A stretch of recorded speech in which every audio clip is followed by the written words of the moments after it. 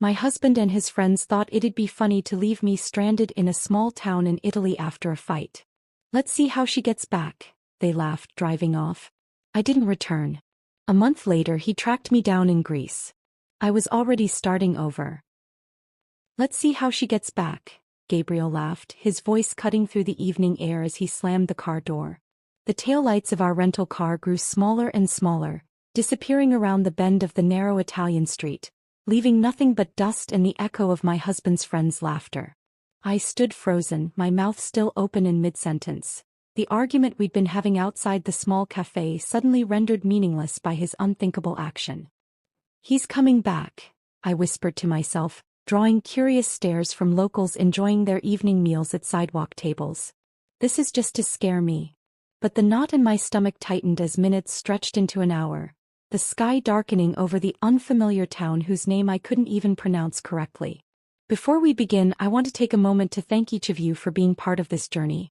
If you're drawn to stories of women who find strength in unexpected places after betrayal, consider subscribing.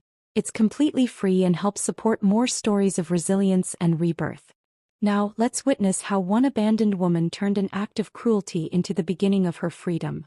When I'd begged Gabriel not to drink so much at lunch, I never imagined it would escalate this far. His friends, college buddies celebrating their annual guys' reunion, that I'd been reluctantly invited to join, had egged him on when I suggested we head back to our hotel. She's always controlling you, man, Pete had said, ordering another round. When I stood up to leave, Gabriel had followed me outside, his words slurred but his anger precise. The fight turned ugly fast, with years of resentments bubbling to the surface on both sides. Your purse has your passport, right? He'd sneered before climbing into the driver's seat. Then you'll figure it out. You're so smart, always telling me what to do. Night fell completely as reality sank in. The charming Italian town that had seemed so picturesque by day now felt threatening. I counted my cash, €80 and $37. Not enough for a flight home, barely enough for a night's lodging. My credit cards were in Gabriel's wallet. He'd offered to carry them earlier when my small purse had been too full. I found the cheapest pensione I could, a dingy room above a bakery with a narrow bed and a sink in the corner. The elderly woman who showed me to the room spoke no English but seemed to understand my situation, patting my arm sympathetically. He blocked me, I whispered to myself in disbelief, staring at my phone. 27 calls to Gabriel, all sent straight to voicemail. Text messages delivered but unanswered. I tried Pete, then Marco, then every one of Gabriel's friends who'd been in that car. All blocked. A shudder ran through me as I realized this hadn't been a momentary impulse but a calculated humiliation. Sleep came in broken fragments, interrupted by hopeful checks of my phone and renewed panic. By morning I'd convinced myself this nightmare would end.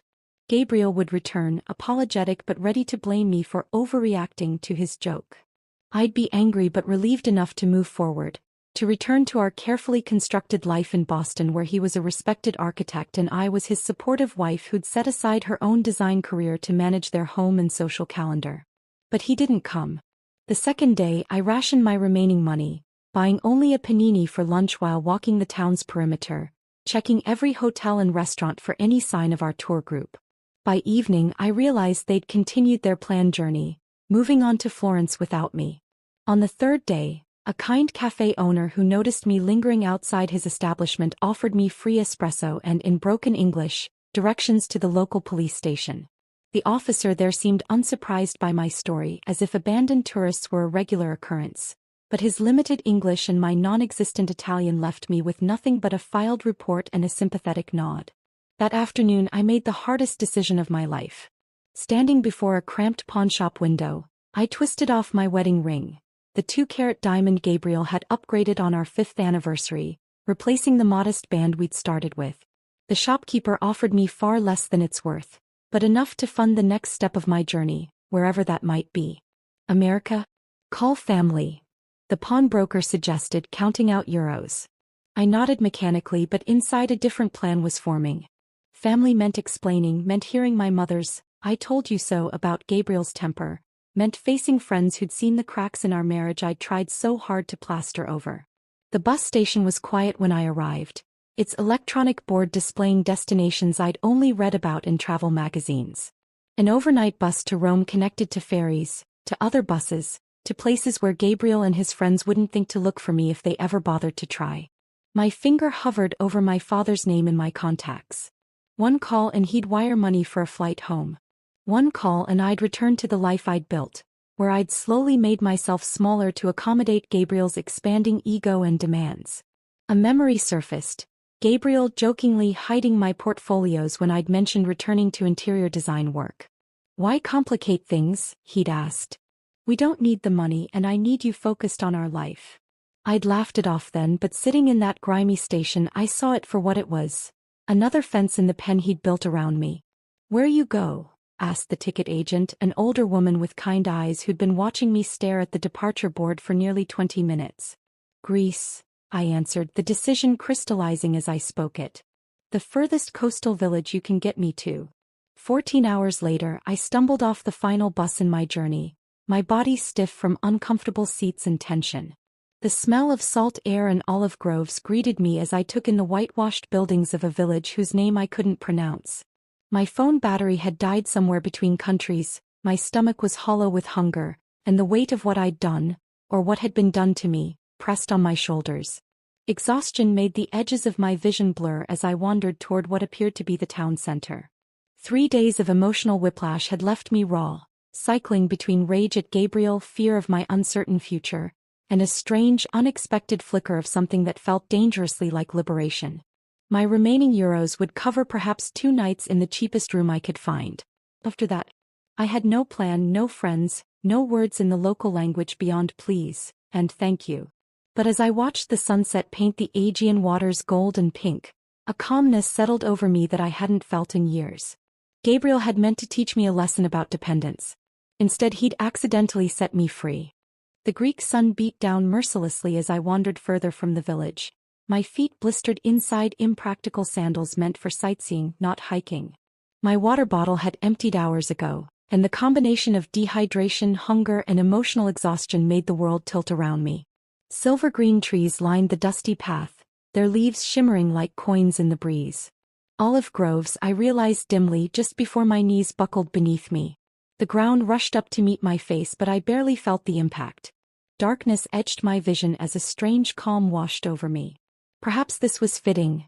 Abandoned by my husband in one foreign country only to collapse alone in another. I closed my eyes, giving in to the exhaustion that had been building since Gabriel drove away. "Thiasmou. Kyria."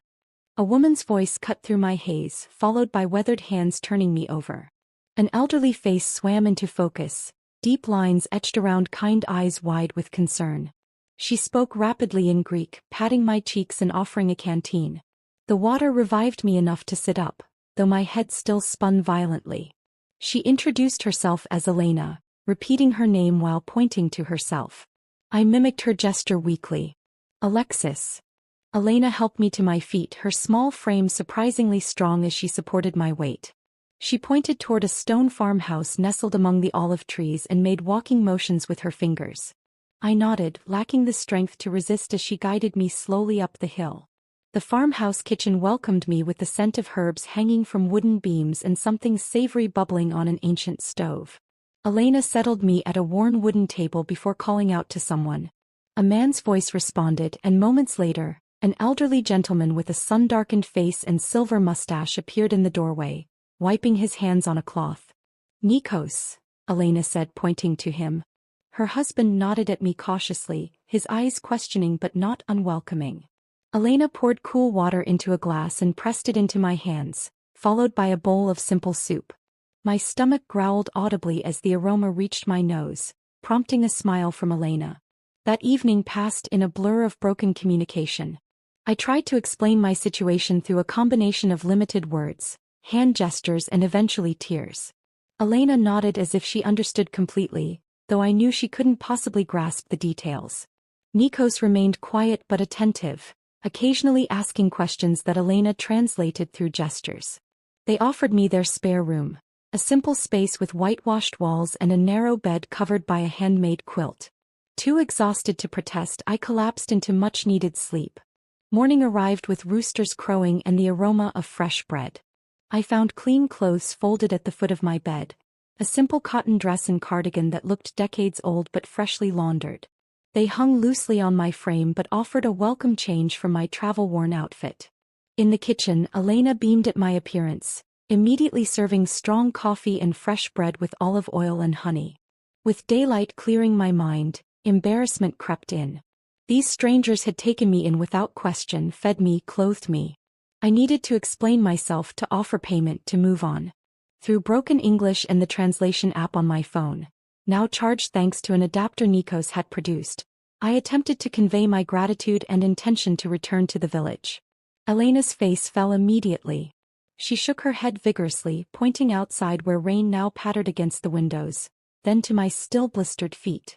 "Stay," she insisted, one of the few English words she knew. "Rest." Over the next 3 days I made several attempts to leave, each met with gentle resistance. Once, with my purse in hand and shoes on my feet, Elena intercepted me at the door, her expression so wounded that guilt washed over me. She took my hand and led me to a small wooden box on the mantel, opening it to reveal photographs. Her fingers trembled as she pointed to a young woman with Elena's eyes and Nikos's smile. "Sophia," she said softly, then pointed far away. "Australia." Her eyes filled with tears as she made a cradling motion with her arms, then held her hand at waist height, indicating a child. "Grandbaby," she managed in English, pointing to a more recent photo of an infant. "No, see." I understood then. Elena saw in me a surrogate for her absent daughter, a presence to fill the hollow space left behind. Rather than feeling manipulated, my heart ached for her loss. I nodded slowly and returned my purse to the hook by the door.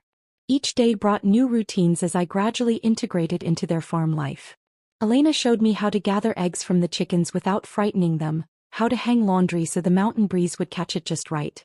Nikos taught me to identify weeds among the vegetable garden, his patience evident as I mistakenly pulled up an herb the first time.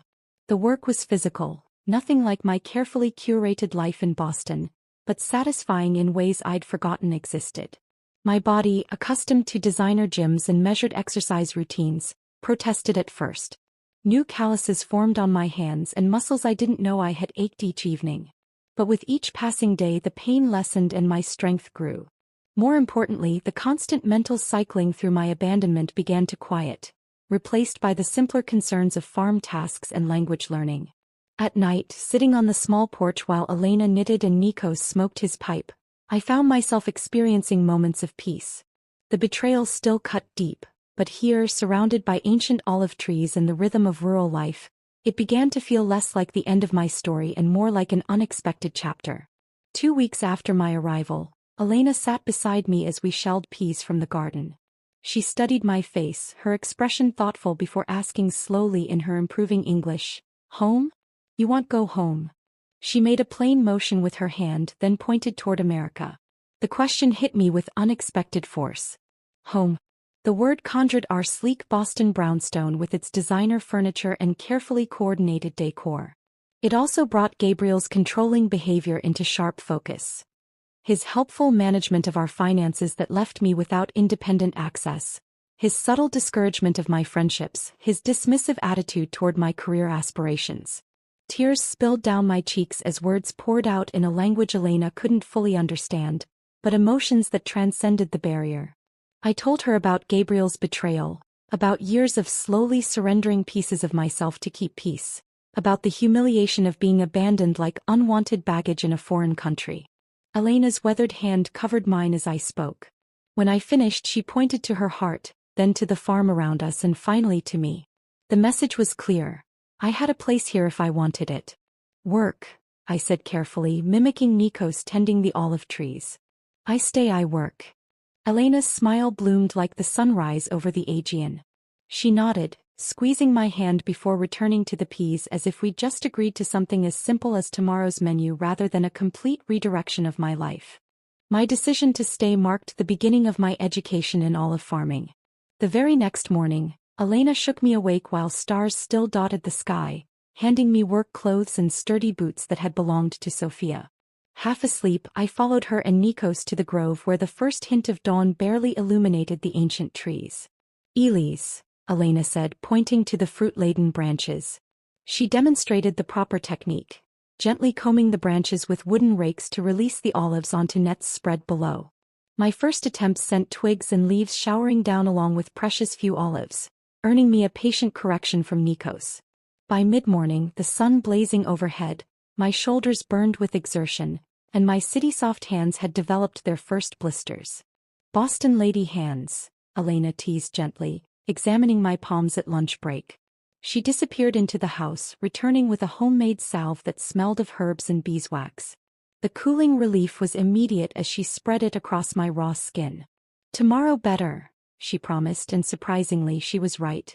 Each day brought improvement. My technique refined, my strength building, my hands toughening. Within weeks, I could work alongside them for hours without complaint, taking pride in the growing piles of harvested fruit. The sorting process proved even more demanding than the harvest. Seated at a long table under the shade of a pergola, we meticulously separated the olives by quality. The perfect ones destined for the premium oil, slightly blemished for second grade, damaged ones for soap making. Elena watched me with hawk eyes at first, correcting my mistakes with gentle nudges. Gradually, her corrections became less frequent as my eye developed for the subtle distinctions. "You learn fast," Nikos commented one evening, his broken English improving alongside my rudimentary Greek. It was the highest compliment he'd paid me, and warmth spread through my chest at his approval. My education extended beyond the groves into Elena's kitchen, a place that initially intimidated me with its lack of modern conveniences. In Boston, I'd considered myself a decent cook, capable of following recipes from gourmet magazines for dinner parties that impressed Gabriel's colleagues. But Elena's cooking involved no measuring cups or precise temperatures, just generations of knowledge passed through hands and observation. "Watch," she'd say, kneading dough for bread with practiced motions. I'd mimic her movements, failing spectacularly at first. My initial loaves emerged from the outdoor stone oven misshapen and either underbaked or burnt beyond recognition. "Practice," Elena encouraged, breaking apart even my worst attempts to taste them. "All learning is waste." Her acceptance of imperfection struck me as revolutionary. In my previous life, mistakes had been something to hide, not stepping stones to mastery. The simplicity of their meals revealed how processed my American diet had been. Here, everything came from their land or neighboring farms. Vegetables still warm from the sun, eggs collected that morning, cheese from the goats down the road. The flavors were vibrant and clean, needing little enhancement beyond olive oil, lemon, and herbs from Elena's garden. My body changed on this diet and work regimen. The designer clothes I'd arrived in grew loose as unnecessary weight melted away, replaced by lean muscle. My complexion, once maintained through expensive creams, glowed from simple olive oil soap and honest sweat. When I caught sight of myself in the small mirror above the bathroom sink, a stranger looked back, tanned, stronger, somehow more substantial despite weighing less. As my Greek vocabulary expanded, Elena and I found more ways to communicate beyond labor and food. During evening breaks, she brought out her photo albums, pointing to black and white images of her youth in the village. I was startled to discover she'd once been a schoolteacher before returning to her family's olive business after marriage. "You?" she asked, mimicking typing on a keyboard. I took out my phone, showing her photos of my interior design projects from before marriage. The career Gabriel had dismissed as a hobby. Elena studied them with genuine interest, pointing to elements she liked and making appreciative sounds. "Beautiful thinking," she said, tapping her temple. Her validation of my creative work brought tears to my eyes. Such simple acknowledgement, yet something Gabriel had gradually withdrawn as our marriage progressed. One rainy afternoon, Elena taught me to knit, her patience endless as I dropped stitches and created uneven rows. My first completed project was a simple scarf, lumpy and imperfect, but entirely made by my hands. I wrapped it around my neck with more pride than I'd felt wearing the designer cashmere Gabriel had given me for Christmas. Other handmade possessions followed. A clay mug formed under Nikos's guidance, a woven basket I learned to make from a neighbor. Each item represented hours of learning and connection, carrying stories that no purchased luxury ever could. My collection grew as my attachment to material perfection diminished. After 3 months of working without compensation beyond room and board, Elena approached me one morning with Nikos at her side. They led me to the small building where they pressed and bottled their olive oil, showing me the modest inventory they'd produced from our harvest. "Market day," Elena announced, pointing to the calendar. "You come." The village market bustled with activity. Farmers and artisans displaying their goods while locals and the occasional tourist browsed among the stalls. Elena and Nikos set up their simple table, arranging bottles of golden green oil alongside olive soap and jars of preserved olives. To my surprise, they positioned me at the front of the table, encouraging me to speak with customers. My broken Greek and their limited English created moments of confusion and laughter, but sales steadily accumulated throughout the day. As the market closed, Elena handed me an envelope containing euros. "Your part," she said simply. "Fair work, fair pay." I stared at the modest sum, perhaps enough for a single meal at the restaurants Gabriel and I had frequented. Yet this money represented something I hadn't possessed in years. Independence earned through my own labor. No strings attached, no subtle expectations of gratitude or compliance. Just fair compensation for honest work. That night, I placed the envelope under my pillow, occasionally reaching to touch it as if to confirm its reality. In our decade of marriage, Gabriel had gradually taken control of our finances, to simplify things, leaving me with credit cards linked to accounts he monitored. This small stack of euros represented the first step toward rebuilding a life that belonged fully to me. As I drifted toward sleep, I realized I hadn't thought about Gabriel at all during market day, my mind too occupied with Greek phrases for transactions and pride in our products. The space he'd occupied in my thoughts had shrunk, replaced by olive groves, kitchen lessons, and the growing certainty that I was capable of far more than he had ever allowed me to believe. The following week, Elena and Nikos invited me to join them for dinner at the taverna in the village square, a first since my arrival. Dressed in a borrowed blouse from Elena, I felt a nervous flutter as we entered the bustling establishment. The owner, Stavros, greeted the couple with enthusiastic embraces before turning curious eyes to me. "Our American," Elena said proudly in Greek, a phrase I'd learned to recognize. Stavros smiled warmly, ushering us to what was clearly their regular table. Over plates of grilled fish and village wine, Nikos cleared his throat and spoke in careful English. "Alexis, we want talk business with you." His seriousness caught me off guard. Had I made some mistake? Was it time for me to move on? Elena reached across the table, patting my hand reassuringly before continuing where her husband left off. "We old now. 68, 70 years. She pointed between herself and Nikos. "No children here. Sophia not coming back." Nikos nodded solemnly. "We think, retire soon. 2-3 years. But olive trees." He made a sweeping gesture. 200 years old. "Need young hands." My breath caught as I began to understand. Elena smiled, her eyes crinkling at the corners. "You learn fast. Work hard. We teach everything."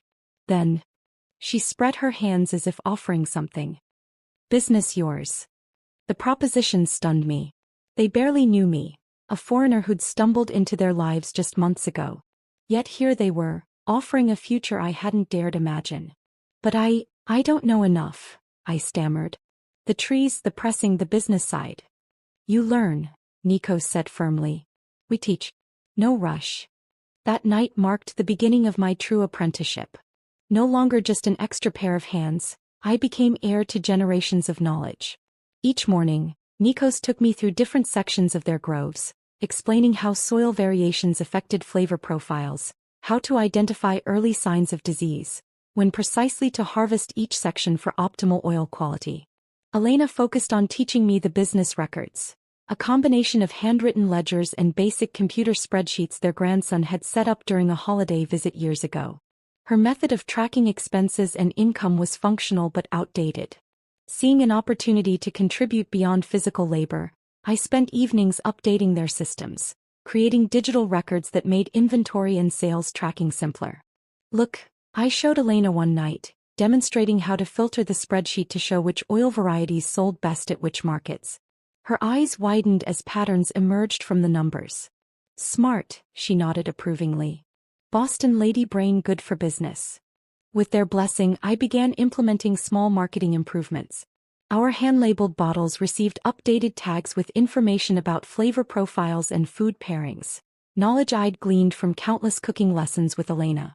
I created a simple brochure about their traditional methods, answering the questions tourists frequently asked at our market stand. My improving Greek helped forge connections beyond Elena and Nikos's immediate circle. The pharmacist who provided Elena's blood pressure medication began stopping by our market stall for conversations that extended beyond transactions. The baker's wife invited me to join her weekly coffee gathering with other village women, an intimidating but invaluable immersion in local language and customs. Stavros from the taverna became an unexpected ally when he began featuring our premium oil as a table offering, placing small carafes with our new labels prominently on each table. "Good for you, good for me," he explained with a wink when I thanked him. Word spread, and soon 2 other restaurants in neighboring towns contacted us about supplying their establishments. 6 months into my new life, I attended the baptism of the butcher's granddaughter, my first formal village celebration. Standing in the back of the small church, I watched the community ritual with a lump in my throat. The elderly priest noticed my presence and made a point of greeting me afterward, switching to halting English learned during seminary in Athens. "You bring new life to Old Grove," he said, his rheumy eyes twinkling. "Good for village. Young people leave for Athens for America. Village needs new blood." His acceptance seemed to remove the last barrier. Invitations flowed more freely after that, to name day celebrations, impromptu gatherings at the beach, even a village committee meeting about the upcoming summer festival. Each event wove another strand into the web of connection holding me in place. Yana, the weaver whose stall stood beside ours at the weekly market, became a particular friend. 40-something and widowed young, she possessed a sharp wit and pragmatic outlook that reminded me of my college roommate. Our conversations, conducted in my improving Greek and her excellent English, ranged from business strategies to village gossip to more personal reflections. "You never speak of America," she observed one quiet afternoon as we packed up our unsold goods. "Family there? Friends?" The question pierced me unexpectedly. I'd grown so focused on building my new life that I'd pushed thoughts of my old one aside. "My parents died years ago. A few friends, but..." I trailed off, realizing how Gabriel had gradually isolated me from my support network, always finding reasons why my college friends were problematic, or work colleagues using me. Yana nodded knowingly. "The husband who left you in Italy. You never say his name." "Gabriel," I said, the syllables feeling foreign on my tongue after months of silence. "His name is Gabriel. And he never searched for you?" Her directness was refreshing after months of Elena and Nikos's gentle avoidance of the topic. "I don't know," I admitted. "I haven't checked my phone." I gestured vaguely. I'd powered it on occasionally to take photos but had abandoned my American email and social accounts, unwilling to confront whatever might be waiting there. Yana's raised eyebrow challenged me. "Perhaps time to look. Not for him, for you. To close the door properly." Her words stayed with me. That evening, after helping Elena prepare dinner, I retreated to my room and powered up my old phone, connecting to the farmhouse's basic Wi-Fi.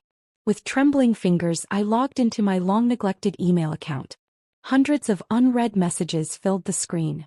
Scanning the senders, I spotted several from old friends, their subject lines evolving from casual check-ins to concerned inquiries. A surge of shame washed over me. I'd disappeared from their lives without explanation, just as thoroughly as I'd vanished from Gabriel's. A thread from my former design mentor caught my eye. Job opportunity followed by increasingly urgent follow-ups. Opening it revealed she'd recommended me for a remote consulting position with a sustainable building materials company. The final email, dated just 2 weeks earlier, indicated the position was still open if I was interested. Before I could consider this unexpected bridge to my former life, another email sender froze my fingers on the screen. Gabriel Davis with the subject line, "I know where you are." The timestamp showed it had arrived just hours earlier. Heart pounding, I clicked it open. "Alexis, it's taken months and a private investigator, but I've finally tracked you to that backwater in Greece. This has gone on long enough. I'm coming to bring you home and end this ridiculous tantrum. My flight lands in Athens on Thursday. Be ready. 3 days from now." The room spun around me as panic and anger collided in my chest. How dare he? After abandoning me, after months without a word, he expected to simply collect me like misplaced luggage? I stumbled downstairs, the phone clutched in my hand. Elena looked up from the account ledger spread across the kitchen table, her smile fading as she registered my expression. Bad news from America? She asked gently. Gabriel, I managed. He's coming here. Thursday. Elena's eyes narrowed slightly. She reached beneath the ledger and pulled out an envelope, sliding it across the table toward me. Good timing then. Was waiting for right moment. Inside I found legal papers bearing my name alongside Elena and Nikos's, written in Greek with English translations. Partnership agreement, Elena explained. 1/3 business years now. Not future, now. Tears blurred my vision as I stared at the document, understanding its significance. Not just employment or apprenticeship but legitimate partnership. Not just a place to stay but a foundation to build upon. Not charity but earned recognition. You choose what happens Thursday, Elena said firmly, tapping the papers. You have home here. Business here. Friends here. She pointed to the phone in my hand. That man, he no longer decides. The truth of her words settled over me like a mantle of certainty. For the first time since being abandoned in that Italian town, I felt not just surviving but anchored. Gabriel was coming, but he would find a very different woman than the one he'd left behind. The following days passed in a blur of preparation. Not the kind Gabriel would expect. No packing of bags or tearful goodbyes, but emotional fortification. I visited Katerina, the village's only lawyer, who helped me draft divorce papers in both Greek and English. I contacted my old design mentor, tentatively accepting the remote consulting opportunity. I even wrote emails to friends I'd left behind, offering brief explanations without apologies. Thursday arrived with a perfect Greek summer sky, cloudless and bright. I was in the processing shed testing olive oil samples with Nikos, when the unfamiliar sound of a rental car engine broke the afternoon quiet. Elena appeared at the doorway, her expression a mixture of concern and resolve. He is here, she said simply. Heart hammering, I wiped my hands on my work apron and stepped outside. Gabriel stood beside a sleek silver sedan, designer sunglasses perched on his perfectly coiffed hair, examining the humble farmhouse with visible distaste. He wore the casual but expensive travel outfit I recognized from countless business trips. Tailored chinos and a button-down that probably cost more than a week's profit from our olive oil. He didn't notice me at first, giving me precious seconds to steady myself. This man who had once been the center of my universe now looked somehow smaller, less substantial against the backdrop of ancient olive trees and weathered stone buildings that had become my home. Gabriel, I called, my voice calmer than expected. He turned, and the shock that registered on his face was almost comical. His eyes traveled from my work boots to my sun-browned arms, lingering on my unstyled hair pulled back in a simple kerchief. I watched recognition battle with disbelief across his features. My God, Alexis, what happened to you? The familiar disapproving tone that once would have sent me scrambling to fix whatever he found lacking now merely washed over me like a wave against rock. Life happened, I replied, taking measured steps toward him. What are you doing here, Gabriel? He removed his sunglasses, his practiced charm sliding into place as he extended his arms. I've come to take you home, of course. This has gone on long enough, don't you think? Whatever point you were trying to make. This isn't about making a point, I interrupted, stopping well outside his reach. This is about making a life. His smile faltered.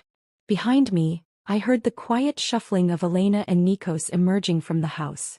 Though they couldn't understand our words, they positioned themselves within view, silent guardians ready to intervene if needed. Gabriel noticed them, his expression hardening. Are these the people you've been staying with? Have they been holding you here? Because if so, they've been teaching me, I cut in. About olive farming. About community. About kindness without conditions. I gestured toward the groves surrounding us. I'm part owner now. I have a business here. Disbelief crossed his face, followed quickly by the condescension I knew all too well. A business? Alexis, be serious. You're a designer, not a farmer. This is, what, some eat pray love phase after our fight? I admit I shouldn't have left you in Italy. It was a stupid, drunken mistake. I've apologized. Now it's time to come home. You've apologized? I echoed. When? In what universe does tracking me down and demanding I return count as an apology? His jaw tightened, the charm evaporating. Fine. I'm sorry I left you in Italy. It was immature and wrong. Is that what you want to hear? Can we move past this now? Why did you even look for me, Gabriel? It's been months. Why now? He shifted uncomfortably, glancing at the elderly couple watching us intently. Can we discuss this privately? In the car, perhaps. They don't speak English and I have nothing to hide from them. Why now? His shoulders slumped slightly. Your parents have been calling. Friends asking questions at events. Clients wondering why you're not at the house when they visit. It looks. He trailed off. Bad for your image, I finished for him. It damaged your reputation. Our reputation, he corrected sharply. Our life together. The one we built over 10 years of marriage. The one you built, I countered. The one where I gradually became nothing more than an accessory to your success. Tell me, Gabriel, did you even notice how unhappy I was before Italy? Did you care? His expression darkened. We had a good life, Alexis. A beautiful home, financial security, respect in the community. What more could you possibly want? Purpose. Connection. Agency over my own choices. I gestured to the small stone house behind me. I found all three here in a place you'd dismiss as primitive and backward. This isn't you, he insisted, desperation edging into his voice. The Alexis I know wouldn't choose manual labor and poverty over comfort and position. I smiled, recognizing the fundamental truth in his statement. You're right. The Alexis you knew wouldn't have. But that woman died in Italy when her husband abandoned her as a joke. The woman standing before you made different choices.